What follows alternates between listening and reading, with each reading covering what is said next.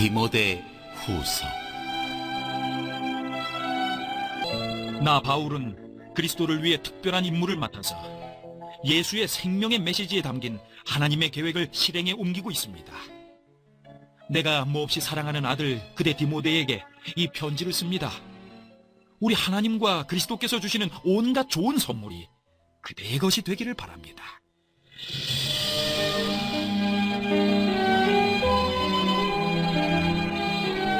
메시지를 위한 고난에 참여하십시오. 나는 기도하면서 그대의 이름을 떠올릴 때마다 실제로 늘 그렇게 하고 있습니다만 그대로 인해 하나님께, 곧 내 조상의 전통을 따라 내가 목숨을 다해 섬기는 하나님께 감사를 드립니다. 특히 지난번에 있었던 눈물 어린 이별을 돌아보면서 나는 그대가 몹시 그립습니다. 나는 기쁘게 그대를 다시 만나게 될 날을 손꼽아 기다립니다. 그 소중한 기억을 떠올리자니 그대의 진실한 믿음이 떠오르는군요. 그대의 믿음은 참으로 값진 믿음입니다. 그 믿음은 그대의 할머니 로이스에게서 어머니 유니게에게로 이어졌다가 이제는 그대에게로 이어졌습니다. 그리고 내가 그대에게 안수하고 기도할 때 그대가 받은 특별한 사역의 은사도 떠오르는군요. 그 은사를 계속 타오르게 하십시오. 하나님께서는 우리가 그분의 은사에 소심한 태도를 보이는 것을 바라지 않으십니다. 오히려 담대하게 받아들이고 사랑으로 대하고 민감하게 반응하기를 바라십니다. 그러니 부끄러워하지 말고 우리 주님과 그분 때문에 감옥에 갇힌 나를 위해 변호하십시오. 우리와 함께 메시지를 위한 고난에 참여하십시오. 결국 우리는 하나님의 능력을 힘입어 앞으로 나아갈 뿐입니다. 1, 2절. 바울은 당시 서신의 관습에 따라 문안 인사를 하면서 자신을 소개하고 수신자인 디모데에게 축복의 인사를 전합니다. 그는 자신에 대한 소개에서 세 가지 사실을 강조합니다. 첫째, 자신은 하나님의 뜻에 따라 사도가 되었다는 사실이죠. 이것은 바울이 전한 복음의 기원과 권위가 하나님께 있다는 것을 의미합니다. 둘째, 자신이 사도가 된 것은 그리스도 예수 안에 있는 생명의 약속에 따라 된 것이라는 점입니다. 바울이 사도로 부름받은 목적은 그리스도를 통해 생명의 구원을 주시려는 하나님의 약속을 성취하는 것입니다. 셋째, 자신은 그리스도 예수의 사도라고 합니다. 그가 사도된 것은 하나님의 뜻에 따라 된 것이지만 보냄을 받은 것은 그리스도 예수에 의해서입니다. 이러한 설명은 에베소 교회의 거짓 교사들이 복음을 부인하고 율법주의를 가르쳤던 것을 염두에 둔 것이죠. 하나님이 계획하신 구원은 그들이 주장하는 율법이 아니라 오직 바울이 전한 그리스도의 복음을 통해서 주어진다고 말합니다. 3, 4절입니다. 간단한 문안 인사를 전한 후 바울은 자신이 항상 하나님께 감사하는 것이 있다고 말합니다. 3, 4절은 바울의 감사하는 생활 그 자체에 대한 설명이며 5절은 감사하는 내용이 무엇인지 설명합니다. 바울은 먼저 자신이 감사드리는 하나님이 어떤 분인지 설명합니다. 첫 번째로 하나님은 그의 조상 때부터 섬겨온 분입니다. 이것은 유대적인 전통과 그리스도의 복음 사이에 있는 연속성을 강조합니다. 바울이 전한 그리스도의 복음은 결코 조상들의 믿음의 유산을 반대하는 것이 아닙니다. 둘째, 정결한 양심으로 섬겨온 하나님이십니다. 이것은 유대적 전통이면 무엇이나 다 정당화되는 것이 아니라 오직 정결한 양심으로 섬겨온 신앙만이 하나님께 인정받을 수 있는 참 믿음이란 뜻이죠. 거짓 교사들이 율법을 강조하지만 그들은 정결한 양심으로 하나님을 섬기는 자들이 아님을 암시합니다. 바울은 그 하나님께 밤낮 기도하면서 감사합니다. 또 기도할 때마다 디모데를 생각합니다. 쉬지 않고 너를 생각하며 라는 표현과 밤낮 간구하는 가운데 라는 표현이 연결되면서 바울이 기도할 때마다 디모데에 대한 생각을 빼놓지 않는다는 것을 강조합니다. 바울이 이렇게 디모데를 생각하면서 기도하는 이유는 그만 홀로 에베소 교회에 남겨두고 떠나왔기 때문이죠. 디모데전서 1장 3절 보세요. 바울은 디모데가 얼마나 어려운 가운데 사역하고 있는지 잘 알고 있었습니다. 4절에서 네 눈물을 생각하며 너 보기를 원한다고 말하는데 이것은 디모데가 지금 얼마나 힘든 상황 가운데 있는지를 드러내줍니다. 바울은 디모데가 임무를 잘 완수하고 속히 자신을 만나러 와주기를 기다리고 있습니다. 5절입니다. 바울이 기도할 때마다 디모데를 인하여 감사하는 것은 그의 거짓 없는 믿음 때문이었습니다. 디모데의 거짓 없는 믿음은 바울의 정결한 양심과 비교됐죠. 디모데의 진실한 믿음은 외조모 로이스와 어머니 유니게로부터 물려받은 것입니다. 디모데의 아버지는 헬라인이었으나 그의 신앙은 유대적 전통을 따른 진실한 믿음을 계승했습니다. 바울이 정결한 양심으로 하나님을 섬겼던 조상들의 신앙을 계승한 것처럼 디모데도 진실한 믿음의 영적 유산을 물려받았습니다. 이렇게 바울과 디모데의 신앙이 유대적인 유산을 물려받은 것이라고 설명하는 데는 이유가 있습니다. 거짓 교사들은 유대적인 전통을 강조하면서 율법주의를 가르쳤지만 그것은 참된 신앙의 유산이 아닙니다. 참된 신앙의 유산은 바울과 디모데가 계승하고 있습니다. 거짓 교사들도 유대적인 전통을 주장하지만 사실 그들은 모세를 대적했던 얀네와 얌브레와 같은 자들입니다. 그들은 유대적인 전통을 주장하지만 그것은 참된 유대적인 신앙의 유산이 아니라 오히려 그것을 대적하는 것이죠. 그들은 진리에서 떠난 자들이며 속이는 자들입니다. 그러한 상황 가운데서 디모데가 진실한 믿음을 지키고 있다는 사실 때문에 바울은 하나님께 감사드립니다. 6절입니다. 바울은 여기서 디모데에게 주어진 은사와 사명을 상기시킵니다. 젊은 디모데는 에베소 교회의 대적자들을 상대하면서 두려움으로 인해 자신감을 잃고 받은 은사를 제대로 발휘하지 못하고 있었습니다. 바울은 잠자고 있던 디모데의 은사가 다시 불일 듯 일어나기를 원합니다. 이를 위해서는 먼저 디모데가 자신의 믿음과 받은 은사를 다시 기억하는 것이 필요했습니다. 바울은 디모데의 믿음이 얼마나 훌륭하며 그가 받은 은사가 얼마나 위대한지 상기시키고 있습니다. 거짓 교사들의 변론이 아무리 뛰어나 보여도 그것은 참된 믿음이 아닙니다. 신앙생활을 하다가 여러 고난이나 어려움 때문에 주눅이 들고 자신감을 잃어버릴 때가 있죠. 지금 디모데가 그런 상태입니다. 이런 상황에서 디모데가 해야 할 일은 자신이 진실한 믿음을 가지고 있으며 하나님의 큰 은사를 받았다는 사실을 기억하고 담대하게 사는 것입니다. 7, 8절입니다. 바울은 6절에서 하나님께서 주신 은사를 불릴 듯 일으키라고 했는데 이제 그 은사가 무엇인지 설명합니다. 디모데에게 주신 은사는 두 가지죠. 첫째, 하나님의 은사는 두려워하는 영이 아니라 능력과 사랑과 절제하는 영입니다.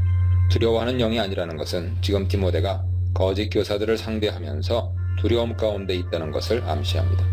두려움의 영은 하나님이 주신 것이 아닙니다. 하나님의 은사는 능력의 영이죠. 아마 디모데는 지금 홀로 에베소에 버려져 있다는 느낌을 받았는지도 모릅니다. 그러나 하나님께서 디모데를 버려두지 않으시고 능력의 영으로 함께 하신다는 것을 기억하고 담대함을 회복해야 합니다. 디모데는 또한 고난과 핍박 가운데서도 사랑의 영을 잃어버리지 말아야 합니다. 반대자들은 사랑이 있는 자들이 아니라 사나운 대적자들이죠. 거짓 교사들은 또한 절제하지 못하는 자들입니다. 그들은 모함하고 절제하지 못하며 조급하고 쾌락을 사랑하는 자들입니다. 둘째, 디모데가 받은 은사는 주의 복음과 바울을 부끄러워하지 않는 영이죠. 복음의 핵심은 십자가입니다. 많은 사람들이 십자가를 부끄럽고 수치스러운 것으로 여겼습니다.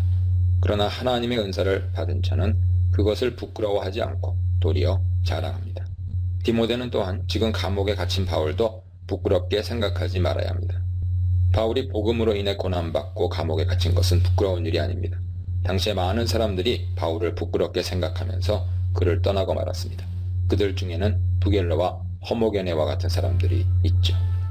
그러나 오네시보로는 감옥에 있는 바울을 부끄러워하지 않고 자주 방문하여 격려했습니다. 디모데는 바울을 부끄럽게 생각하지 말고 오히려 바울처럼 복음과 함께 담대하게 고난을 받아야 합니다. 그것이 그리스도를 따르는 합당한 성도의 삶이기 때문이죠. 바울은 십자가의 메시지와 십자가의 삶을 사는 메신저를 구분할 수 없습니다. 교회 안에 복음을 부끄러워하는 사람들이 압도적으로 많았고 그 복음을 따라 경건하게 살고자 하는 자는 핍박을 받을 수밖에 없는 상황에서 하나님께서 주신 은사를 따라 사는 삶을 고수하도록 격려하고 있습니다. 생명의 약속에 참여하는 삶, 동료를 그리워하는 마음, 성령께서 역사하시는 은사에 대해 묵상해 보시기 바랍니다. 2장 하나님이 쓰실 그릇. 그러므로 나의 아들이여, 그리스도를 위한 이 일에 그대 자신을 들이십시오. 온 회중이 아멘 하고 말하는 가운데 그대가 내게서 들은 것을 다른 사람을 가르칠 역량 있고 믿음직한 지도자들에게 전하십시오. 그대의 가는 길이 험할지라도 예수께서 하셨던 것처럼 용감하게 참고 견디십시오. 복무 중인 군인은 시장에서 사고 파는 일에 마음을 뺏기지 않습니다. 그는 명령을 수행하는 데만 정신을 쏟습니다. 규칙대로 경기하지 않는 선수는 절대로 승리하지 못합니다. 부지런한 농부가 농작물을 수확합니다. 내가 하는 말을 곰곰이 생각해 보십시오. 그러면 하나님께서 알기 쉽게 풀어주실 것입니다. 예수 그리스도를 마음속에 굳건히 모시십시오. 그분은 다윗의 자손으로 나셔서 죽은 자들 가운데서 다시 살아나신 분입니다. 그대가 내게서 줄곧 들은 말씀이 그것입니다. 바로 그 말씀을 전하는 것 때문에 내가 지금 감옥에 갇혀 있습니다. 그러나 하나님의 말씀은 감옥에 갇히지 않습니다. 내가 이곳에서 참고 견디는 것도 그 때문입니다. 그것은 하나님의 부르심을 받은 모든 이들이 그리스도의 구원을 그 모든 영광과 함께 얻게 하려는 것입니다. 다음 말씀은 확실합니다. 우리가 그분과 함께 죽으면 그분과 함께 살 것이고, 우리가 그분과 함께 참고 견디면 그분과 함께 다스릴 것이고, 우리가 그분을 부인하면 그분도 우리를 부인하실 것입니다. 우리는 그분을 버려도 그분께서 우리를 버리지 않으시리니 그분은 자신에게 불성실하실 수 없기 때문입니다. 이것은 필수사항이니 하나님의 사람들에게 되풀이해서 말해주십시오. 하나님 앞에서 사람들에게 경고하여 신앙을 빙자한 트집 잡기를 못하게 하십시오. 그것은 믿음을 조금씩 갉아먹어 모든 이들을 지치게 할 뿐입니다. 그대는 하나님을 위해 최선을 다하고 그대가 부끄러워하지 않을 일, 곧 진리를 쉽게 풀어 분명하게 전하는 일에 집중하십시오. 신앙을 내세운 잡담도 잡담일 뿐이니 멀리 하십시오. 그대도 아는 것처럼 말은 그저 말로 그치는 것이 아닙니다. 경건한 삶이 뒷받침되지 않는 말은 독약처럼 영혼에 쌓이게 마련입니다. 후메네오와 빌레도가 그 본보기입니다. 진리에서 멀리 떠난 그들은 부활이 이미 지나갔다고 말하며 신자들을 흔들리게 하고 있습니다. 그러나 하나님의 굳건한 기초는 예나 지금이나 흔들림이 없고 거기에는 이런 문장이 새겨져 있습니다. 하나님께서는 자기에게 속한 사람을 아신다. 하나님을 하나님이라 부르는 너희 모든 사람들아, 악을 물리쳐라. 주방기구가 잘 갖춰진 부엌에는 고급 유리잔과 은접시만 있는 것이 아니라 쓰레기통과 음식물 찌꺼기를 담는 통도 있어서 어떤 그릇은 멋진 음식을 담는 데 쓰이고 어떤 것은 쓰레기를 처리하는 데 쓰입니다. 그대는 하나님께서 쓰실 수 있는 그릇이 되십시오. 그러면 하나님께서 자기 손님들에게 온갖 종류의 복된 선물을 베푸시는데 그 그릇을 사용하실 것입니다. 젊음의 방종을 피하십시오. 하나님 앞에서 솔직하고 진실하게 기도하는 사람들과 함께 성숙한 의, 믿음, 사랑, 평화를 추구하십시오. 공허한 논쟁에 말려들지 마십시오. 그런 논쟁은 언제나 다툼으로 끝나기 때문입니다. 하나님의 종은 논쟁을 좋아하기보다는 오히려 귀 기울여 듣는 사람과 침착한 교사가 되어야 합니다. 그래서 순종하지 않는 자들을 단호하면서도 참을성 있게 바로 잡아주어야 합니다. 하나님께서 언제 어떻게 그들의 마음을 일깨워 진리로 돌아서게 하실지, 마귀에게 사로잡혀 마귀의 심부름을 할 수밖에 없던 그들을 언제 어떻게 마귀의 덫에서 벗어나게 하실지 그대는 알 수 없기 때문입니다. 디모데는 대적들에 대한 두려움과 복음에 대한 부끄러움 때문에 자신에게 주어진 사명을 담대하게 감당하지 못하고 있었습니다. 바울은 그의 낮아진 자존감을 회복시키기 위해서 1장에서는 그가 얼마나 훌륭한 믿음을 가지고 있는지, 그에게 주신 하나님의 은사가 얼마나 대단한 것인지 설명한 후에 두려워하지 말고 부끄러워하지 말라고 격려했습니다. 이제 2장에서는 좀 더 적극적으로 그에게 주어진 사명을 감당하라고 명령합니다. 바울의 명령은 두 가지입니다.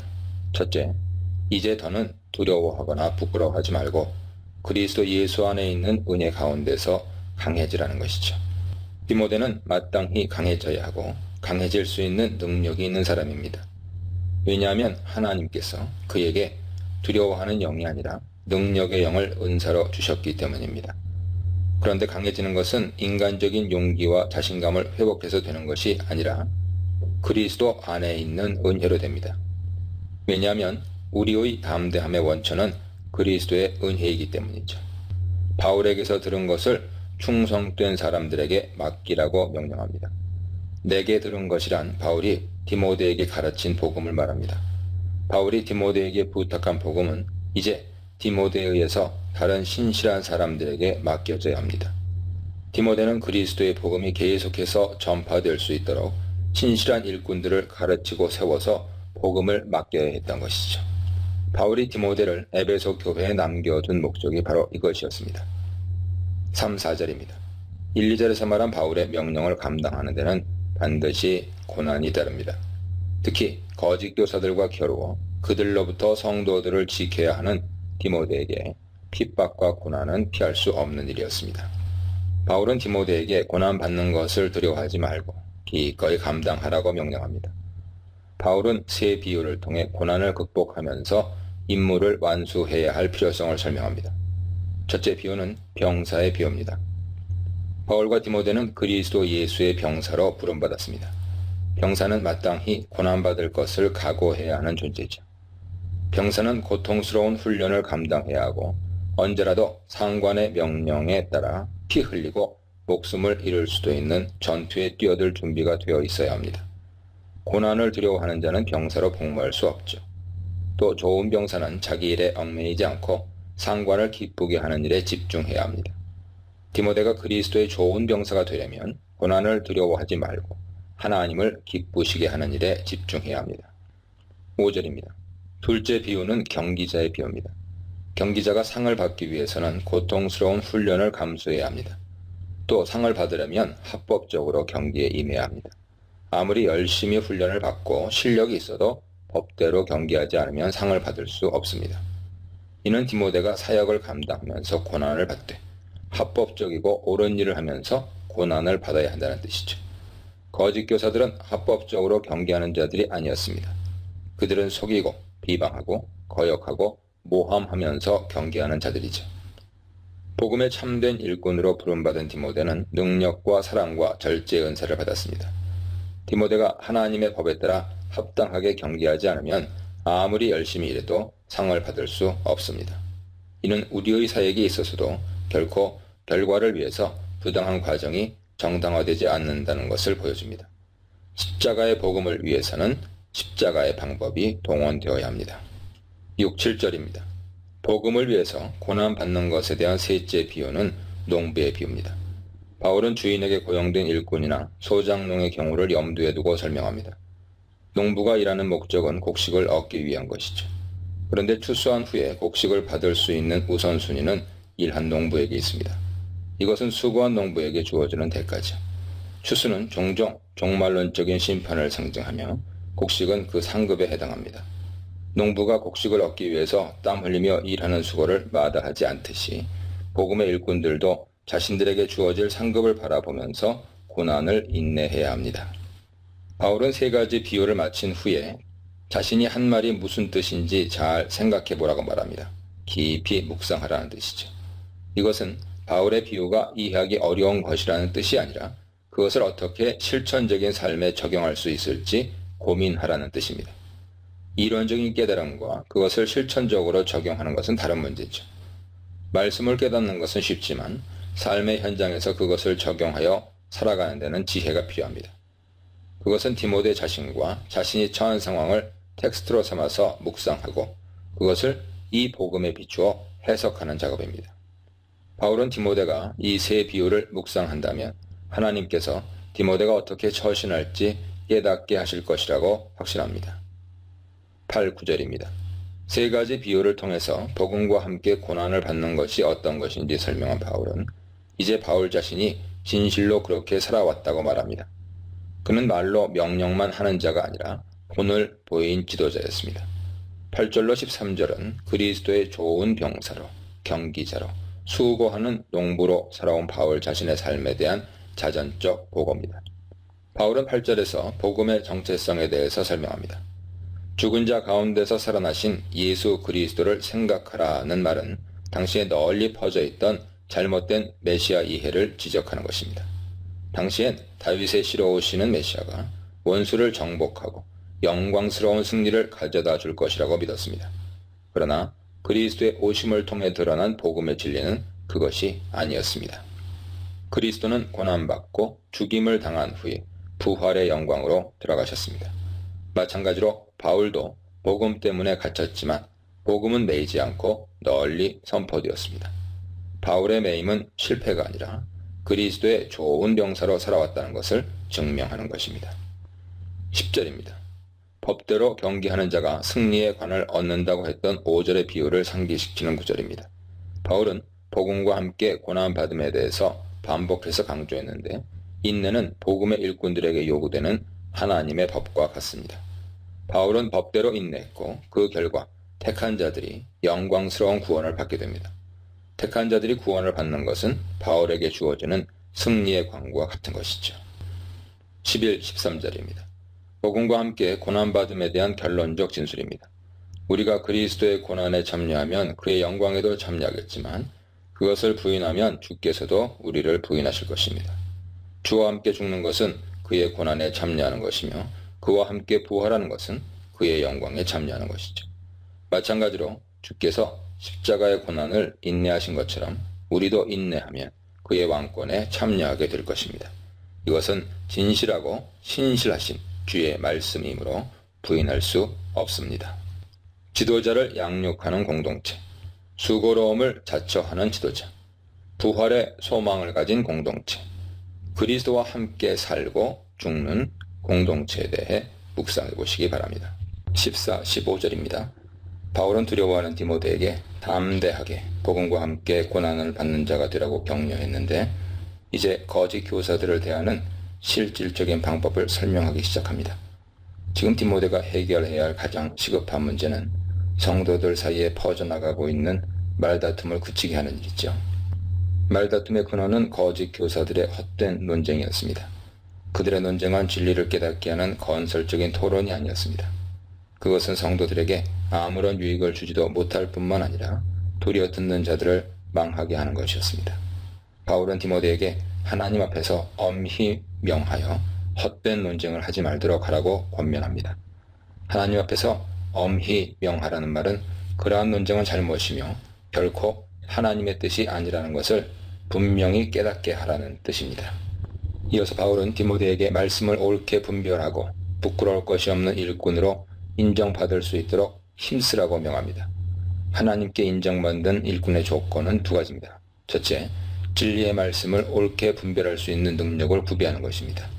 디모데는 배우고 확신한 가운데 거할 수 있도록 열심히 노력해야 합니다. 둘째, 부끄러울 것이 없는 일꾼이 되는 것입니다. 부끄러울 것이 없는 일꾼이란 거룩하고 경건한 삶을 사는 자를 가리키죠. 아무리 말씀에 대해 지적으로 잘 알고 있다고 해도 삶과 인격에서 경건하지 않은 자는 하나님께 인정받을 수 없다는 뜻입니다. 16, 18절입니다. 바울은 이제 거짓 교사들이 어떤 자들인지 구체적으로 설명합니다. 먼저 거짓 교사들은 망령되고 헛된 말을 하는 자들입니다. 망령되고 헛된 말이란 거짓 교사들의 잘못된 가르침을 말합니다. 그것은 진리의 말씀과 반대되는 말입니다. 망령되고 헛된 말은 성도들을 점점 더 불의한 길로 나아가게 합니다. 복음 진리에서 벗어난 헛된 말은 불의한 행실로 나아가게 만들죠. 거짓 교사들의 헛된 말을 바울은 질병에 비유하고 있습니다.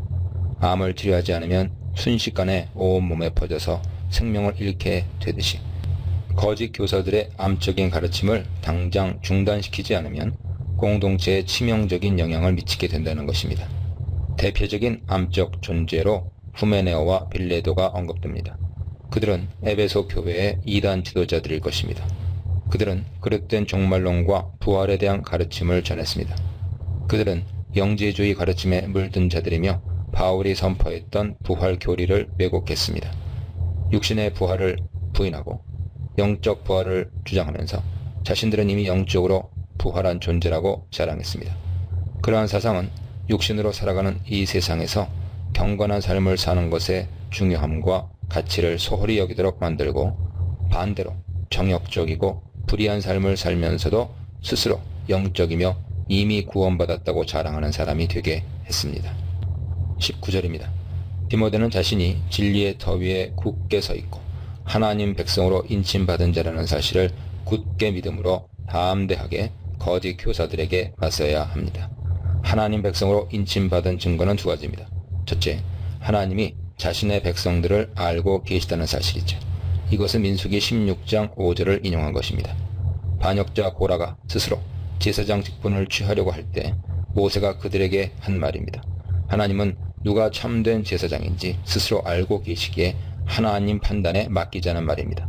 바울은 디모데가 인침을 받은 자라고 확신하고 있습니다.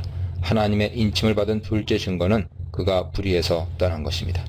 주의 이름을 부르는 자는 불의에서 떠나라 하는 것도 민수기 16장 26절에서 온 것입니다. 모세는 회중에게 고라 일당으로부터 떠나라고 명령했는데 불의한 고라에게서 떠나는 것은 그들이 하나님의 백성이라는 사실에 대한 표시가 되죠. 즉 19절의 요점은 후메네오와 빌레도 같은 거짓 교사들로부터 떠나는 자들이 하나님의 참된 백성이라는 뜻입니다. 후메네오와 빌레도는 고라와 같은 반역자들이며 그들과 함께하는 것은 고라와 함께 멸망했던 반역자의 일당이 되는 것입니다. 21절입니다.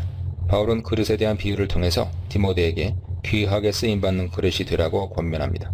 귀하게 쓰임받는 그릇이 되려면 이단적인 가르침에서 떠나 자신을 깨끗하게 지켜야 합니다. 그런 자들은 하나님이 쓰시기에 합당한 귀한 그릇이 되어 모든 선한 일을 위해서 쓰임받게 될 것입니다. 22절입니다. 바울은 디모데가 귀하게 쓰임받는 깨끗한 그릇이 되기 위해 피해야 할 것과 추구해야 할 것이 있다고 말합니다. 먼저 청년의 정욕으로부터 피해야 합니다. 정욕적인 삶은 거짓 교사들의 대표적인 삶의 특징이죠. 그런데 혈기왕성한 젊은이들은 이성적인 판단보다는 본능적인 욕구에 따라 행동하기 쉽습니다. 아직 젊은 디모데는 이것을 특히 조심해야 합니다. 피하라는 명령은 도망하라는 뜻입니다. 마치 나를 사로잡으려고 다가오는 정욕으로부터 도망가듯이 적극적이고 긴급한 태도로 피해야 합니다. 대신 추구해야 할 것이 있습니다. 디모데는 의와 믿음과 사랑과 화평을 붙잡기 위해서 쫓아가야 합니다. 따르라 하는 말도 놓치지 않기 위해 추격해서 붙잡으라는 의미죠. 그런데 이런 것들을 추구하면서 디모데는 깨끗한 마음으로 주를 부르는 자들과 함께 추구해야 합니다. 혼자만의 거룩과 경건이 아니라 다른 믿음의 형제들과 함께 추구해야 합니다. 23절입니다. 14절에서 말다툼 하지 않도록 금하라고 했던 것을 상기시킵니다. 그런데 14절은 다른 사람들에게 말다툼을 하지 않도록 하는 것이지만 23절은 디모데에게도 그러한 어리석고 무식한 논쟁을 하지 말라고 명합니다. 그것은 다툼을 생산하는 것이지 디모데가 추구해야 할 의와 믿음과 사랑과 평화를 가져오는 것이 아닙니다. 24, 26절입니다. 바울은 목회자로서 디모데가 해야 할 무엇보다 중요한 일은 가르치는 것을 잘 하는 것이라고 합니다. 먼저 다투지 말고 모든 성도들을 온유하게 잘 가르쳐야 합니다. 다투는 것과 온유한 것은 대조되는 덕목이죠. 다툼은 거짓 교사들의 특징이지만 디모데는 온유함으로 가르쳐야 합니다. 둘째, 가르침의 대상들 중에서 좀 더 구체적으로 거역하는 자들에 대해 설명합니다. 거역하는 자들도 온유한 마음으로 훈계해야 합니다. 훈계에는 책망의 의미가 들어있습니다. 그 책망은 미워함과 정죄함에서 나오는 것이 아니라 온유함에서 나오는 책망이어야 합니다. 그렇게 할 때 그들이 진리를 깨닫고 회개하여 하나님의 은혜를 받을 수 있기 때문입니다. 잘못된 훈계는 사람들을 하나님께로 돌이키는 것이 아니라 하나님으로부터 떠나게 할 수도 있습니다. 잘 가르치는 것은 잘못된 생각에서 깨어나 올바른 길로 가도록 인도하는 일이죠. 마치 술 취한 사람이 술에서 깨어나게 하듯이 마귀에게 사로잡힌 자들이 올무에서 벗어나 하나님의 뜻을 따르게 하는 일입니다. 담대하게 올바르게, 단호하게 온유하게, 깨끗하게 거룩하게에 대해 묵상해 보시기 바랍니다. 3장 마지막 때 순진하게 속아 넘어가지 마십시오. 힘든 시기가 다가오고 있습니다.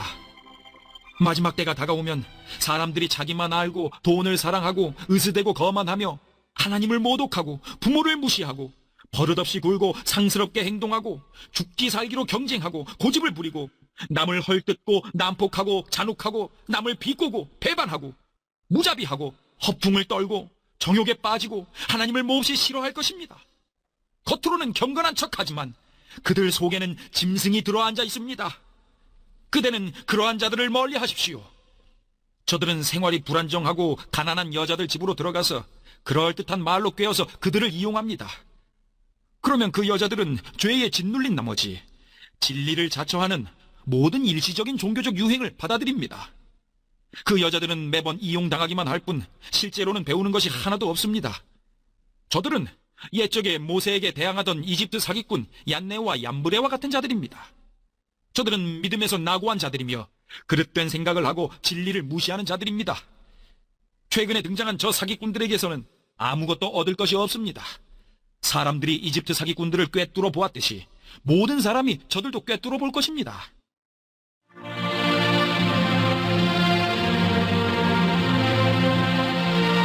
메시지를 살아있게 하십시오. 그대는 나의 훌륭한 제자였습니다. 나의 가르침, 생활 방식, 행동 지침, 믿음, 끈기, 사랑, 인내, 수고, 고난을 함께 했습니다. 그대는 내가 안디옥과 이고니온과 루스드라에서 온갖 불행 가운데 겪어야 했던 고난에도 함께 했습니다. 또한 그대는 하나님께서 나를 건져주셨다는 것을 잘 알고 있습니다. 누구든지 그리스도를 위해 살려고 하는 사람은 많은 고난을 겪게 마련입니다. 그 고난을 피할 수 없습니다. 파렴치한 사기꾼들은 계속해서 믿음을 이기적으로 이용해 먹을 것입니다. 저들은 자신들 때문에 길을 잃은 사람들과 같이 그 자신들도 속아 넘어갈 것입니다. 저들이 활보하는 한 사태는 점점 더 악화될 뿐입니다. 그러나 저들의 일로 당황하지 말고 그대가 배워서 믿은 것을 굳게 붙잡으십시오. 그대는 그대를 가르친 스승들의 고상한 성품을 잘 알고 있습니다. 왜 아니겠습니까? 그대는 어머니의 품에서 젖을 먹을 때부터 거룩한 성경을 받아들였으니 말입니다. 그리스도 예수를 믿는 믿음으로 말미암아 구원에 이르는 길을 보여주는 것은 오직 기록된 하나님의 말씀 외에는 없습니다. 성경의 모든 부분에는 하나님의 숨결이 깃들어 있어 모든 면에서 유익합니다. 우리에게 진리를 보여주고 우리의 반역을 드러내며 우리의 실수를 바로잡아주고 우리를 훈련시켜 하나님의 방식대로 살게 합니다. 우리는 말씀을 통해 온전해지며 하나님께서 우리를 위해 마련하신 일을 이루어가게 됩니다. 바울은 지금 우리가 종말의 시대를 살아가고 있다는 사실을 상기시키고 있습니다. 종말의 시대의 특징을 고통의 때로 묘사합니다. 종말의 시대에 많은 사람들이 고통을 받게 될 것이라는 사실은 유대 전통뿐만 아니라 신약 성경에도 설명되어 있습니다. 만일 지금이 종말의 시대라면 그리스도인들이 고통을 당하는 것은 이상한 일이 아니죠. 바울은 디모데에게 종말의 때가 곧 이를 것이다 라고 미래 시제로 말하고 있습니다. 그러나 그것은 매우 임박한 것이어서 이미 종말의 시대가 시작된 것과 같습니다. 바울은 2절로 4절에서 종말의 특징인 여러 불의한 일에 대해서 설명하는데 이는 모두 에베소 교회가 당면한 문제였습니다. 바울은 디모데에게 그런 불의한 행위로부터 돌아서라고 명하는데 여기서 돌아서라는 명령은 현재 시제입니다. 종말이 현재적인 실제지만 미래 시제로 표현한 것은 종말의 특징인 불의한 일들이 앞으로 갈수록 더 심해질 것을 암시하죠. 디모데가 현재 경험하는 불의와 고난은 지금이 종말의 때라는 증거입니다. 그러나 종말의 때가 완전히 도래한 것은 아니며 앞으로 더 큰 고통의 때가 올 것입니다. 2절로 4절입니다. 바울은 종말의 특징인 불의한 일들에 대해서 설명합니다. 모두 18개의 악을 열거합니다. 이런 목록은 디모데가 현재 경험하는 에베소 교회 현실을 반영합니다. 종말의 특징은 자기를 사랑하고 돈을 사랑하는 것입니다. 사랑은 기독교의 중요한 덕목이지만 사랑의 대상은 하나님과 이웃입니다. 그러나 불의한 자들은 이기적인 자기 사랑에 집착하여 하나님과 이웃 대신 자신과 돈을 사랑합니다. 자신과 돈에 대한 사랑은 자기 자랑과 교만으로 표현됩니다. 다른 사람을 무시하고 자신을 드높이는 자랑과 교만은 예수께서 제자들에게 자주 경고하신 대표적인 불의한 행위입니다. 비방하고 부모를 거역하는 것도 이기적인 자기 사랑과 관련이 있습니다. 이기적인 자기에는 다른 사람을 비방하고 부모를 거역하는 행위로 나타납니다. 감사하지도 않고 거룩하지도 않은 것은 하나님을 향한 불의한 태도입니다. 불의한 자들의 특징은 자신을 향해서는 자랑과 교만으로, 다른 사람을 향해서는 비방과 불순종으로, 하나님을 향해서는 감사하지 않고 거룩하게 행하지 않는 태도로 나타납니다. 3절에 무정하며 원통함을 풀지 않는 것은 다른 사람들을 향한 불의가 말의 비방을 넘어 악한 행위로 표출되는 것을 의미합니다. 무정함은 인간으로서 마땅히 가져야 할 자연스러운 사랑의 마음조차 상실한 악한 마음을 가리킵니다. 모함하며 절제하지 못하는 것은 사탄적인 본성을 가진 타락한 마음을 가리킵니다. 모함하며 라는 단어는 2장 26절에 마귀라는 단어와 같습니다. 마귀의 특징은 속이고 모함하는 것이죠. 절제하지 못하는 것은 여러 가지가 있을 수 있지만 여기서는 특히 성적인 정욕을 절제하지 못하는 것을 염두에 두고 있습니다. 사나운 것과 선한 것을 좋아하지 않는 것은 불의한 자들의 난폭하고 악한 본성을 말합니다. 이러한 성격은 결코 지도자의 자질이 아니죠. 바울은 디모데에게 온유함으로 거역하는 자들을 가르치라고 했습니다. 4절에 배신하며 조급한 것은 사려 깊지 못하고 인내하지 못하는 것입니다. 자만하고 쾌락을 사랑하는 것은 2절에서 말했던 자기 사랑과 교만으로 되돌아가는 것입니다. 특히 사랑의 대상이 여기서는 하나님 대신 쾌락으로 등장하고 있습니다. 인간은 무엇인가를 사랑하면서 살도록 되어 있습니다. 그러나 무엇을 사랑하느냐에 따라 거룩하고 경건한 자가 될 수도 있고 불의하고 악한 자가 될 수도 있습니다. 5절입니다. 바울은 이제 2절로 4절에서 언급된 모든 악의 목록들을 행하는 자들을 경건의 모양은 있으나 경건의 능력은 부인하는 자들로 규정합니다. 이것은 거짓 교사들을 염두에 둔 것이죠. 그러므로 위에서 언급한 악의 목록들은 거짓 교사들의 불의함을 드러내는 증거들입니다. 그런데 그들은 경건의 모양으로 그러한 불의를 덮고 있습니다. 그들이 겉으로 드러내는 말과 행위는 아주 종교적이고 경건한 것처럼 보이지만 그들 속에는 복음 진리가 없습니다. 바리새인들처럼 겉으로만 경건한 척하는 위선자들이죠. 바울은 디모데에게 그러한 사람들로부터 돌아서라고 명령합니다. 이것은 지금 디모데도 조심하지 않으면 그러한 위험에 빠질 수 있다고 경고하는 것이죠. 말만 하고 행하지 않는 위선적인 신앙은 특히 목회자들이 빠지기 쉬운 대표적인 불입니다. 6절로 7절입니다. 바울은 이제 직접적으로 에베소 교회에 일어나고 있는 거짓 교사들의 불의한 행위 중 한 가지를 지적합니다. 그것은 성적인 욕구를 절제하지 못하는 것입니다. 남의 집에 가만히 들어간다는 것은 거짓 교사들의 속이는 특징을 묘사하는 것이죠. 겉으로는 성도들을 돌아보기 위해 방문하는 척하지만 사실은 다른 목적을 위해서 몰래 들어가는 도적과 같은 자들입니다. 그들은 어리석은 여자들을 유혹하기 위해 몰래 들어갑니다. 어리석은 여자는 단지 지능이 떨어지거나 많이 배우지 못한 여자를 가리키는 것이 아니라 영적인 분별력이 없는 여자를 가리킵니다. 바울은 디모데전서 5장 11절 이하에서 정욕적인 젊은 과부들에 대해서 말했는데 어리석은 여자는 이런 여자들을 말하죠. 이런 여자들은 오랫동안 정욕으로 인해 음란의 죄를 지어온 여자들입니다. 그들은 죄에 사로잡혀 있기 때문에 아무리 배워도 진리를 잘 깨닫지 못하는 사람들입니다. 남자들도 마찬가지죠. 8절입니다. 바울은 거짓 교사들을 얀네와 얀브레에 비유하고 있습니다. 얀네와 얀브레는 모세를 대적했던 애굽 술사들을 가리킵니다. 모세는 하나님이 보낸 자지만 얀네와 얀브레는 하나님을 대적하는 자들입니다. 마찬가지로 바울과 디모데는 하나님의 종이지만 거짓 교사들은 하나님을 대적하는 자들일 뿐 결코 복음 사역자들이 아닙니다. 디모데와 에베소 교회 성도들은 거짓 교사들의 이러한 정체를 정확히 파악해야 합니다. 그들은 진리를 대적하는 자들이며 마음이 부패하여 믿음을 저버린 자들입니다. 9절입니다. 마지막으로 바울은 이런 거짓 교사들은 결국 오래지 않아 멸망할 것임을 확신합니다. 얀네와 얀불의 경우처럼 거짓 교사들도 불의한 정체가 곧 드러날 것입니다. 비록 지금은 거짓 교사들이 득세해서 많은 성도들에게서 인기를 얻고 있을지 몰라도 오래지 않아 버림을 받고 멸망하게 될 것입니다. 이것은 지금 거짓 교사들 때문에 고통당하고 있는 디모데에게는 희망적이고 격려가 되는 말이죠. 따라서 디모데는 거짓 교사들의 일시적인 성공을 보면서 너무 실망할 필요가 없습니다. 믿음으로 인내하면 결국 진리가 거짓을 이기는 것을 보게 될 것이기 때문입니다. 고통의 시대, 경건을 꾸미는 시대, 미혹의 시대에 대해 묵상해 보시기 바랍니다. 10절, 11절입니다. 거짓 교사들의 이기적이고 정욕적인 행위에 대해 지적한 후 바울은 이제 복음을 위해 헌신하고 희생했던 자신의 삶에 대해 설명합니다.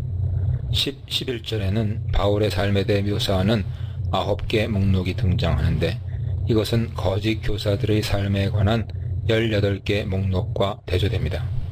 바울은 먼저 자신의 교훈과 행실이 어떠했는지 디모데에게 상기시키고 있습니다. 디모데는 바울의 교훈이 어떤 것인지 잘 알고 있었습니다. 그것은 거짓 교사들의 잘못된 가르침과 뚜렷하게 구별되는 것이죠. 바울은 자신의 교훈뿐만 아니라 행실에 대해서도 언급합니다. 바울 행실은 자신이 가르친 복음에 부합하는 것입니다. 그것은 거짓 교사들의 위선적인 행위와 대조됩니다. 또한 겉으로 드러나는 행실뿐만 아니라 속에 감추어진 의도와 믿음에 대해서도 언급합니다. 바울은 거짓 교사들처럼 성도들을 속이려는 나쁜 의도를 가지고 있지 않습니다. 그의 의도와 믿음은 정직하고 진실합니다. 바울에게는 진실한 믿음이 있었기에 핍박과 고난 가운데서도 인내와 사랑을 잃지 않을 수 있었습니다. 믿음과 인내와 사랑은 목회자가 가져야 할 신앙의 덕목이죠. 거짓 교사들은 무정하고 잔인하고 포악하지만 바울은 핍박 가운데 인내하고 거역하는 자들을 사랑으로 가르쳤습니다. 이런 일들은 바울의 제1차 전도 여행 때 피시디아의 안디옥과 이고니온과 루스드라에서 있었던 일입니다. 바울은 극심한 핍박과 고난으로 사망의 위험에 처했을 때 하나님께서 기적적으로 구원하셨던 일에 대해서도 언급합니다. 만사의 주권자가 되시는 하나님은 복음을 위해 헌신했던 바울을 버려두지 않으셨습니다. 디모데는 복음을 위해서 고난받은 바울의 삶을 본받아야 합니다. 그러나 바울의 삶을 본받는다는 것은 디모데에게 두려운 일이죠.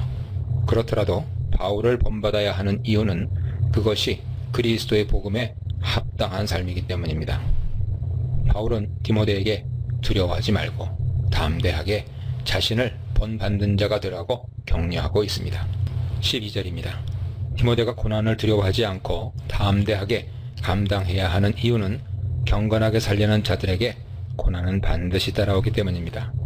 바울은 자신이 경험한 핍박과 고난의 삶을 일반화해서 경건하게 살고자 하는 자들은 모두 그런 핍박을 받게 될 것이라고 말하고 있는 것입니다. 그러므로 디모데는 핍박을 이상하게 여기면서 놀랄 것이 아닙니다. 바울은 경건한 삶을 그리스도 예수 안에 있는 삶으로 정의하고 있습니다. 이것은 그리스도께서 받으신 고난에 동참하는 것이 경건한 삶이라는 뜻이죠. 예수 밖에는 경건한 삶이 없습니다. 예수께서 고난받고 죽으셨듯이 바울도 복음을 위해서 고난을 받았습니다. 이제 디모데가 경건하게 살고자 한다면 복음을 위해 고난을 받을 것을 각오하고 담대하게 감당해야 합니다. 13절입니다. 12, 13절은 경건한 사람과 악한 자들이 대조적으로 묘사되고 있습니다.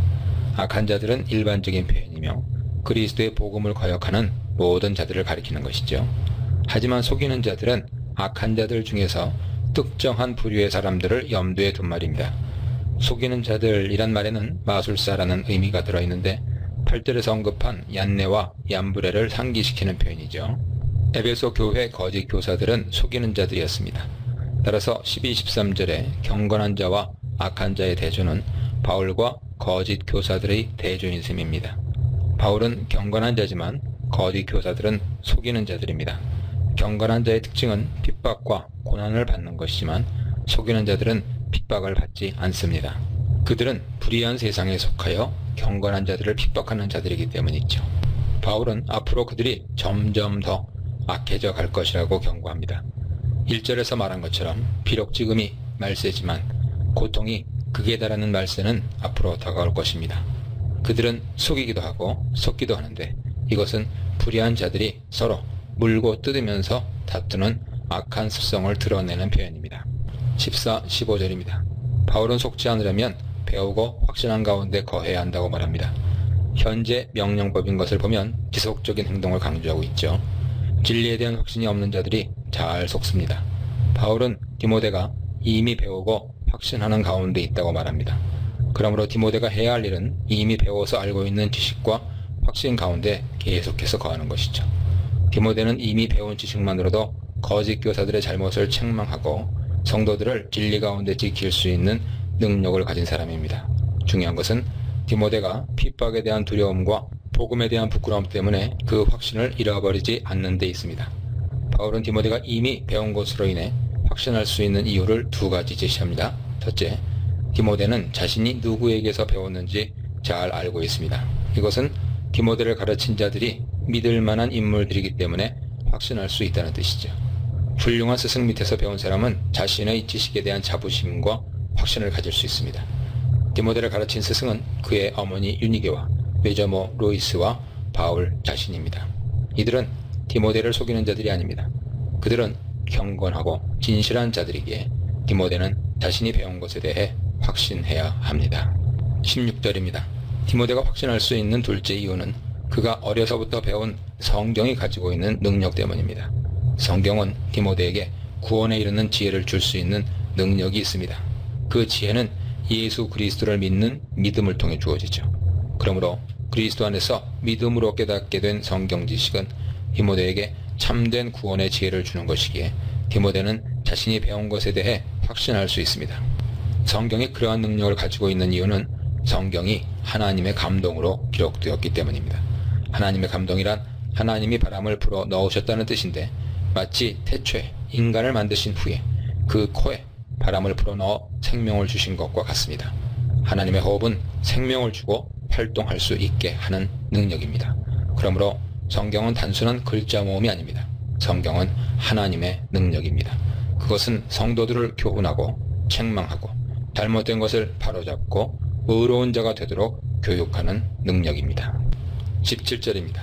성경이 그러한 교육적인 능력을 가지고 있는 것은 어떤 목적을 성취하기 위해서죠. 성경이 성취하고자 하는 목적은 하나님의 사람들을 모든 선한 일을 행할 수 있는 능력으로 완전히 무장시키는 데 있습니다. 이 세상을 살아가는 성도들에게는 선을 행해야 할 사명이 주어져 있는 것이죠. 그런데 하나님은 우리에게 사명을 부여하실 때 그것을 감당할 수 있는 능력을 갖추도록 해주십니다. 성경은 단지 어떤 교리적인 지식만을 주는 것이 아니라 그것을 행할 능력까지 주십니다. 진리를 알고 살아낸 사람, 경건하여 핍박을 받는 사람, 배우고 확신한 일에 거하는 사람, 선한 열매를 맺는 사람에 대해 묵상해 보시기 바랍니다. 4장. 그대에게 이 점을 아무리 강조해도 지나치지 않을 것 같군요. 하나님께서 그대를 지켜보고 계십니다. 그리스도야말로 모든 산자와 죽은 자에게 최종 판결을 내리시는 재판장이십니다. 그분께서 그의 통치를 펼치려고 하시니 그대는 메시지를 힘차게 선포하십시오. 마음을 놓지 마십시오. 그대의 사람들을 자극하고 훈계하고 설득하십시오. 절대로 멈추지 마십시오. 그 일을 단순하게 지속하십시오. 그대는 사람들이 건전한 가르침을 싫어하고 영적 불량식품, 자신들의 기호에 맞는 변덕스러운 의견으로 배를 채우려고 할 때가 온다는 것을 알게 될 것입니다. 저들은 진리를 등지고 헛된 망상을 좇을 것입니다. 그러나 그대는 하고 있는 일에 시선을 고정하여 좋은 시기든 힘든 시기든 메시지를 살아있게 하며 하나님의 일꾼으로 그대의 일을 빈틈없이 하십시오. 그대가 이어받으십시오. 나의 죽을 날이 가까웠고 나의 생명은 하나님의 제단에 제물로 드려졌습니다. 이것은 참으로 달려볼 가치가 있는 유일한 경주입니다. 나는 열심히 달려서 이제 막 결승점에 이르렀고 그 길에서 믿음을 지켰습니다. 이제 남은 것은 환호 소리, 곧 하나님의 박수갈채뿐입니다. 그것을 믿으십시오. 하나님은 공정한 재판장이십니다. 그분께서 나뿐 아니라 그분의 오심을 간절히 기다리는 모든 이들에게도 공정하게 대해 주실 것입니다. 그대는 할 수 있는 한 속히 내게로 오십시오. 대만은 덧없는 유행을 쫓다가 나를 이곳에 버려두고 데살로니가로 갔습니다. 그레스게는 갈라디아에 있고 디도는 달마디아에 있습니다. 누가만 나와 함께 이곳에 있습니다. 그대는 올 때 마가를 데려오십시오. 내가 두기고를 에베소에 보내고 나면 마가가 나의 오른팔이 될 것입니다. 내가 트로아에 있는 가보의 집에 두고 온 겨울 외투를 가져오고 책과 양피지 수첩들도 가져오십시오. 구리 세공업자 알렉산더를 조심하십시오. 그는 우리가 전한 메시지를 심히 반대하며 끝없이 문제를 일으킨 자입니다. 하나님께서 그가 행한 대로 갚아주실 것입니다. 내가 예심을 받으러 첫 번째 법정에 섰을 때 내 곁에는 아무도 없었습니다. 다들 겁먹은 토끼처럼 달아났습니다. 그러나 그것은 아무 문제가 되지 않았습니다. 주께서 내 곁에 계시면서 나로 하여금 메시지를 알지 못한 사람들에게 크고 분명한 목소리로 메시지를 전하게 하셨기 때문입니다. 내가 사자의 입에서 건짐을 받았던 것입니다. 하나님께서 하늘나라에 들어가도록 나를 보살피시고 안전하게 지켜주고 계십니다.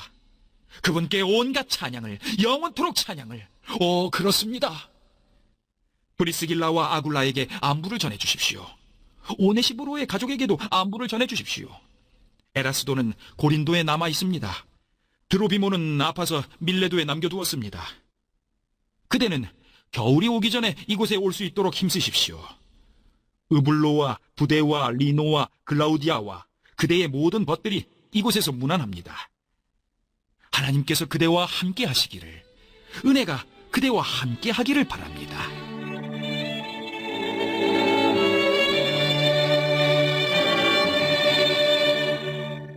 하나님의 감동으로 기록된 성경이 사람을 바르게 하여 선을 행하기에 온전한 사람이 되게 하는 것이라면 디모데는 마땅히 그것을 선포하고 가르치는 일에 최선을 다해야 합니다. 바울은 디모데에게 복음 선포 사명과 명령을 엄중히 부여하고 있습니다. 엄중하게 명령한다는 것은 맹세와 함께 명령한다는 뜻이죠. 경기를 앞둔 운동선수가 공정하게 규칙을 지키면서 경기하겠다고 선서하듯이 바울은 디모데가 맹세하게 하면서 명령하고 있습니다.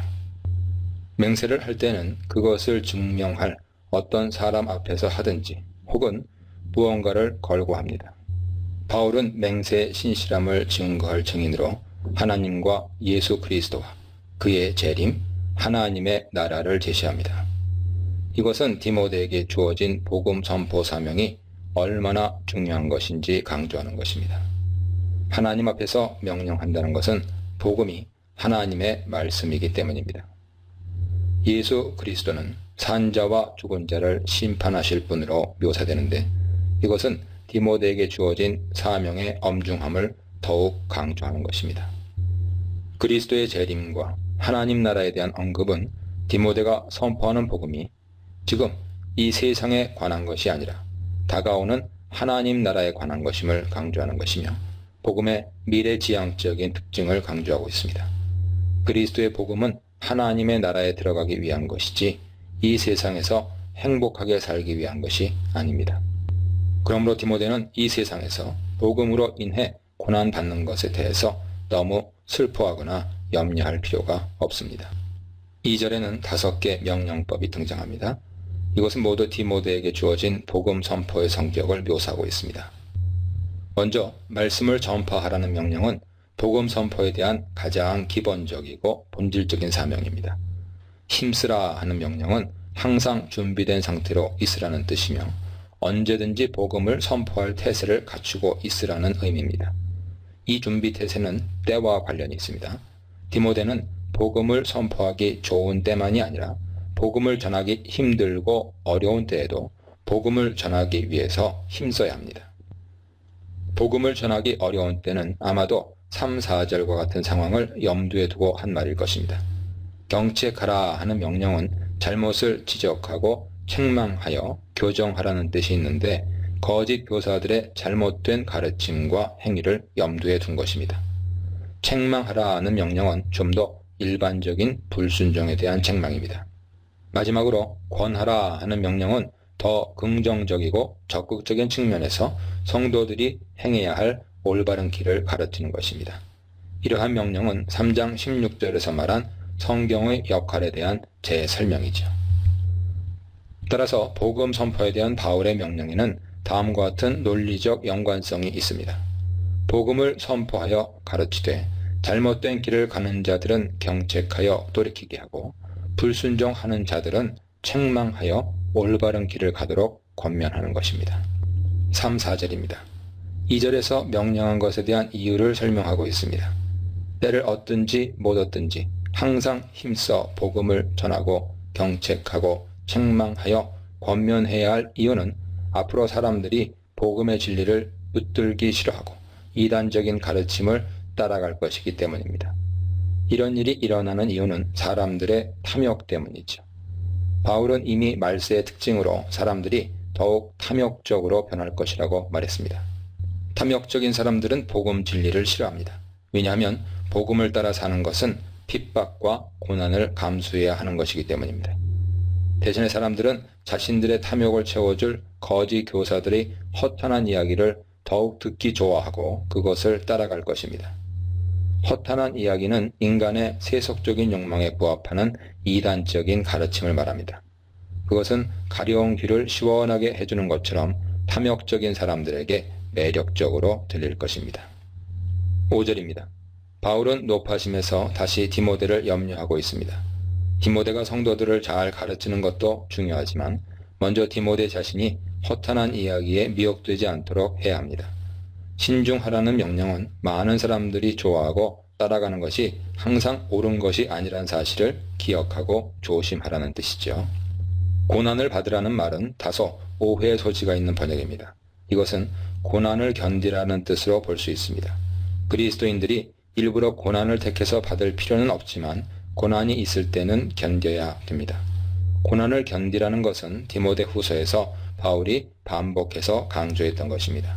신중하게 고난을 견디면서 복음 선포의 직무를 다하라는 명령은 에베소 교회의 거짓 교사들을 상대해야 하는 디모데에게 아주 적절한 권면입니다. 거짓 교사들은 경건의 모양을 가지고 있었기에 성도들이 잘 속았으며 그들은 무정하고 모함하며 사나운 자들이었기에 디모데가 고난을 받을 수밖에 없었습니다. 이런 상황에서 복음을 전해야 하는 디모데에게 가장 필요한 것은 신중함과 인내입니다. 6절입니다. 바울이 디모데에게 명령한 모든 것은 사실 지금까지 바울이 해왔던 일입니다. 그는 자신의 죽음이 임박했다는 것을 직감하고 이제 자신의 사역을 디모데에게 넘겨주고 있습니다. 바울은 자신의 인생을 돌아보면서 전제와 같이 다 부어진 인생이라고 말합니다. 이것은 구약의 대사 지도에서 나온 표현인데 복음을 위해 헌신하고 희생한 자신의 삶을 드러냈죠. 바울이 로마서 12장 1절에서 너희 몸을 하나님이 기뻐하시는 거룩한 산 제물로 드리라고 말한 것도 같은 맥락입니다. 7절입니다. 바울은 복음을 위해서 전력 투구한 자신의 인생을 회고하면서 운동선수의 삶에 비유하고 있습니다. 전제로 부어진 삶의 비유가 헌신과 희생의 의미를 강조하는 것이라면 운동선수의 비유는 5절에 있는 네 직무를 완수하라는 말을 상기시킵니다. 선한 싸움은 경기에서 이기기 위해서 수행하는 것을 의미하는데 마라톤 경기를 염두에 두고 있습니다. 바울은 이미 자신이 달려가야 할 모든 코스를 완주했습니다. 운동 경기는 법대로 해야 하는 것인데 바울이 지켜야 했던 법은 믿음입니다. 그는 믿음을 지키면서 모든 경기를 마쳤기에 승리의 면류관을 기대할 수 있습니다. 거짓 교사들은 열심히 일했지만 믿음을 저버린 자들입니다. 8절입니다. 자신이 살아온 과거를 회상한 바울은 이제 자신 앞에 놓여있는 미래를 바라보고 있습니다. 그는 선한 싸움을 싸웠고 믿음을 지켰고 자신에게 주어진 사명을 완수했기에 의의 면류관이 자신을 위해 예비되어 있다고 확신합니다. 경기 심판자는 주님, 즉 예수 그리스도십니다. 그는 의로운 재판장이므로 공정하고 의롭게 판단하십니다. 이 세상 심판들은 뇌물에 매수되어 불의한 판결을 내릴 수도 있지만 주님은 의로운 재판장이십니다. 사실 바울은 지금까지 세상에서 많은 재판을 받으면서 불의하고 억울한 판결을 받은 적이 많았습니다. 그러나 주님은 공정하게 판단하셔서 지금까지 바울이 당한 모든 억울함을 한꺼번에 해결해 주실 것입니다. 말씀을 전파하라. 말씀이 거절당할 것이다. 말씀에 사람답게 살라. 끝까지 완주하라에 대해 묵상해 보시기 바랍니다. 9절로 10절입니다. 바울은 노년에 인생의 무상함을 절실하게 느끼고 있습니다. 젊었을 때 힘있게 복음을 전할 때는 많은 사람들이 바울 주변에 모여들었습니다. 그러나 바울이 감옥에 갇혀 더는 세상적인 소망이 없게 되자 그렇게 많던 사람들은 바울을 버리고 떠나기 시작했습니다. 바울을 떠난 자들 중에는 바울을 배신한 자들도 있고 바울이 보낸 자들도 있습니다. 지금은 누가만 그와 함께 있습니다. 바울은 죽기 전에 디모데를 보기 원하는 마음을 기억합니다. 너는 어서 속히 내게로 오라는 말에서 디모데를 보기 원하는 간절함을 엿볼 수 있습니다. 디모데가 에베소 교회 사역을 두고 바울에게 가는 것은 쉬운 일이 아니었죠. 그래서 바울은 속히 올 수 있도록 최선을 다하라고 부탁합니다. 10절을 보면 디모데에게 속히 오라고 말한 이유를 짐작하게 합니다. 많은 사람들이 떠나고 바울은 외로운 가운데 있습니다. 젊어서 복음을 위해 담대하게 일했던 바울도 이제 죽음을 앞두고 연약한 한 인간일 수밖에 없습니다. 바울이 홀로 된 것도 외로운 일이지만 그보다 더 그의 마음을 아프게 한 것은 많은 사람들이 바울을 배신하고 떠난 일이죠. 바울을 배신한 것은 믿음을 배신한 것과 마찬가지입니다. 데마는 세상을 사랑하여 바울을 떠났습니다. 데마가 데살로니가로 간 것은 자신의 고향으로 돌아간 것인데 그것은 믿음을 버리고 과거의 세상적인 삶으로 돌아간 것을 의미합니다. 그레스게와 디도는 바울을 배신하고 떠난 것이 아니라 바울이 임무를 부여하여 다른 곳으로 보냈습니다. 디도는 원래 그레데 섬에 남겨두었으나 얼마 후에 그를 불러들이고 아데마를 대신 그곳으로 보냈습니다. 바울은 두기고를 에베소로 보내고 대신 디모데로 하여금 바울에게로 오게 했습니다. 11, 13절입니다. 바울은 디모데가 올 때 마가를 데리고 오라고 부탁합니다. 마가는 요한이라고도 불리는데 한때 바울을 실망시켰지만 지금은 바울에게 꼭 필요한 사람이 되었습니다. 바울이 제1차 전도 여행 시에 바나바와 함께 떠나면서 마가를 데리고 왔죠. 어떤 이유인지 마가는 밤빌리아에서 중도 하차하여 돌아오고 말았습니다. 제2차 전도 여행에서 바나바는 다시 마가를 데리고 가려고 했으나 바울은 중도에 하차한 마가를 다시 데리고 갈 수 없다고 반대했습니다. 바나바와 크게 다툰 후 결국 바울과 바나바는 헤어졌습니다. 바나바는 마가를 데리고 구브로로 갔고 바울은 실라를 데리고 육로로 전도 여행을 떠났습니다. 그러나 그 후에 바울과 마가는 서로 화해하고 마가는 바울 사역에 동참했으며 바울과 함께 감옥에 갇히기도 했습니다. 골로새서 4장 10절, 빌레몬서 24절 보세요. 전승에 따르면 마가가 마가복음을 기록했으며 순교한 것으로 알려져 있습니다. 마가는 한 번의 실수를 거울 삼아 신실한 복음의 일꾼으로 거듭났으며 바울에게 꼭 필요한 사람이 되었습니다. 두기고는 바울의 형제이며 신실한 일꾼입니다. 두기고는 아시아 출신이었기에 디모데를 대신해서 에베소로 보낸 것은 적절한 선택입니다. 바울은 두기고가 도착하는 대로 디모데가 오기를 원했습니다. 디모데가 올 때 드로아에 있는 가보의 집에 들러서 겉옷과 책을 가지고 오라고 부탁합니다. 이는 바울이 스페인에 다녀온 후 그레데와 에베소를 거쳐서 로마로 돌아올 때 두고 온 것들이죠. 책은 무엇을 가리키는 것인지 정확히는 알 수 없지만 추측컨대 성경일 것입니다. 바울은 모든 사람이 떠나고 외로운 때 주의 말씀과 함께 생의 마지막 시간을 보내려고 합니다. 14, 15절입니다. 바울은 에베소 교회에 악한 대적자를 주의하라고 디모데에게 경고합니다. 알렉산더는 바울에게 많은 해를 끼친 거짓 교사입니다. 그는 에베소 교회 성도들을 선동하여 바울을 반대하도록 주동했습니다. 얀네와 얀브레가 모세를 대적했던 것처럼 알렉산더는 바울을 대적했습니다. 알렉산더는 믿음과 양심을 버린 배신자이며 급기야 바울은 그를 출교 조치했습니다. 그러나 여전히 에베소 교회에서 영향력은 행사하고 있었습니다. 바울은 모세를 대적했던 자들을 하나님이 심판하셨듯이 알렉산더도 심판하실 것이라고 말하고 있습니다. 그리고 디모데에게도 그를 조심하라고 당부합니다. 16, 18절입니다.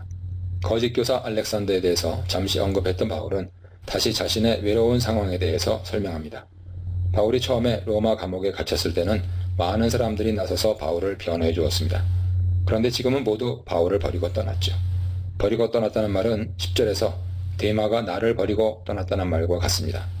데마가 세상을 사랑하여 바울과 믿음을 배신하고 떠났듯이 이들도 바울을 배신하고 떠난 것이죠. 바울은 이렇게 배신하고 떠난 자 때문에 심히 아파하고 있었습니다. 그러나 그들에게 그 허물을 돌리고 싶지 않다고 말합니다. 이것은 그들을 긍휼히 여기는 바울의 마음을 표현한 것입니다. 이러한 태도는 알렉산더에게 하나님의 심판이 있을 것이라고 말한 것과 아주 대조적이죠. 바울은 세상의 모든 사람들이 자신을 버리고 떠났지만 주께서는 결코 자신을 떠나지 않으시고 함께 하셨다는 사실에 대해서 설명합니다. 세상에는 영원한 참된 친구가 없었습니다. 바울은 모든 사람이 떠나 홀로 외롭고 두려운 가운데 있었지만 주께서 함께 하셨기에 담대하게 감옥에서 복음을 변증할 수 있었습니다. 마지막 순간까지 이방인 권력자와 재판장 앞에서 담대하게 복음을 선포했습니다. 내가 사자의 입에서 건짐을 받았다는 말은 아마도 당장 죽임을 당하지 않고 디모데를 만날 수 있는 기회를 얻게 된 것에 대한 설명일 것입니다. 바울은 결국 감옥에서 순교하게 되지만 그들 앞에서 복음을 온전히 전할 수 있도록 하나님은 그를 지키셨습니다. 바울은 또한 지금까지 자신을 지켜주신 하나님께서 앞으로도 모든 악한 일에서 건지시고 천국에 들어가도록 구원해 주실 것이라고 말합니다. 이것은 마지막 순교를 앞두고 끝까지 은혜로 지켜주실 것이라는 믿음의 고백입니다. 19, 20절입니다. 바울은 마지막으로 아는 사람들에게 문안 인사를 전합니다. 브리스길라와 아굴라는 글라우디우스 시대에 로마에서 쫓겨난 후 고린도에 와서 바울과 함께 텐트를 만들었으며 나중에 바울과 함께 에베소로 가서 거기서 머물렀습니다.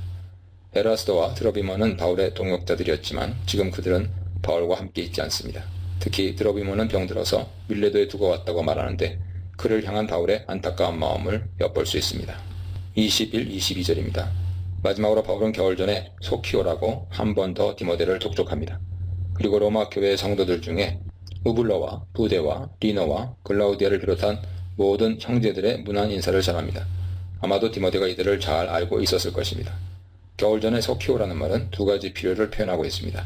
첫째, 겨울이 오기 전에 바울의 겉옷이 필요하다는 뜻입니다. 둘째, 겨울이 되면 항해하기 어려워지기 때문에 그 전에 속히 출발하라는 뜻입니다. 떠난 사람과 함께한 사람, 조심해야 할 사람, 마음을 지킨 사람에 대해 묵상해 보시기 바랍니다.